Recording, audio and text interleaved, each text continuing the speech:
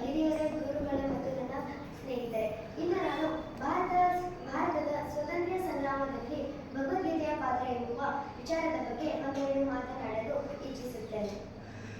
ಭಾರತದ ಪ್ರಮುಖ ಗ್ರಂಥಗಳಲ್ಲಿ ಭಗವದ್ಗೀತೆಗೆ ಉನ್ನತ ಸ್ಥಾನವಿದೆ. ಈ ಗ್ರಂಥವು ಕಾಲದಿಂದ ಕಾಲಕ್ಕೆ ಪ್ರತಿಯೊಬ್ಬರಿಗೂ ಮಾರ್ಗದರ್ಶನ ನೀಡುತ್ತಲೇ ಬಂದಿದೆ.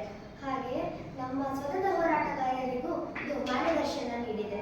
ಭಗವದ್ಗೀತೆಯು ಸ್ವಾತಂತ್ರ್ಯ ಸಂಗ್ರಾಮದಲ್ಲಿ ಹೋರಾಟಗಾರರಿಗೆ ನಿಷ್ಕಾಮ ಕರ್ಮ, ಧೈರ್ಯ ಮತ್ತು ಕರ್ತವ್ಯದ ಭಾವನೆಯನ್ನು ತುಂಬಿತು.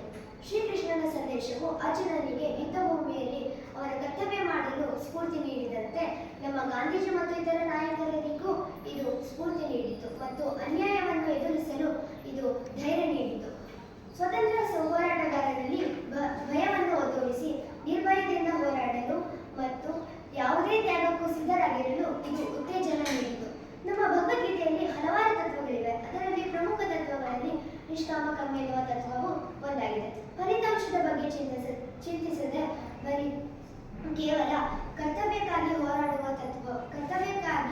ಹೋರಾಡುವ ತತ್ವವು ನಮ್ಮ ಸ್ವತಂತ್ರಕಾರರಿಗೆ ಬೇಕಾಗಿತ್ತು.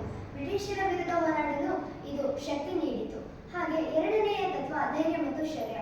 ಯುದ್ಧದ ಸಂದರ್ಭದಲ್ಲಿ ಶ್ರೀಕೃಷ್ಣನು ಅರ್ಜುನನಿಗೆ ಧೈರ್ಯ ತುಂಬಿದಂತೆ ನಮ್ಮ ಸ್ವತಂತ್ರ ಹೋರಾಟಗಾರರಿಗೂ ಬ್ರಿಟಿಷರ ವಿರುದ್ಧ ಹೋರಾಡಲು ಧೈರ್ಯ ನೀಡಿತು. ಮೂರನೆಯ ತತ್ವ ಸತ್ಯ ಮತ್ತು ನ್ಯಾಯ. ಭಗವದ್ಗೀತೆಯು ಸತ್ಯ ಮತ್ತು ನ್ಯಾಯಕ್ಕಾಗಿ ಹೋರಾಡಲು ಇದು ಸ್ಫೂರ್ತಿ ನೀಡಿತು.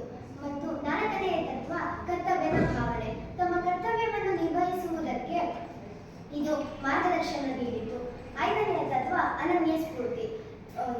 ಗೀತೆಯು ಎಲ್ಲರಿಗೂ ಎಂದರೆ ಜಾತಿ ಭೇದವಿಲ್ಲದೆ ಸಮಾನವಾಗಿ ಸ್ಫೂರ್ತಿ ನೀಡಿತು.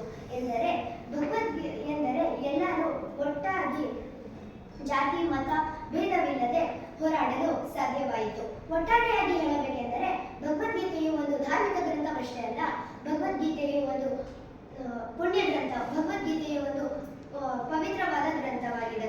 ಅದೊಂದು ತತ್ವಶಾಸ್ತ್ರ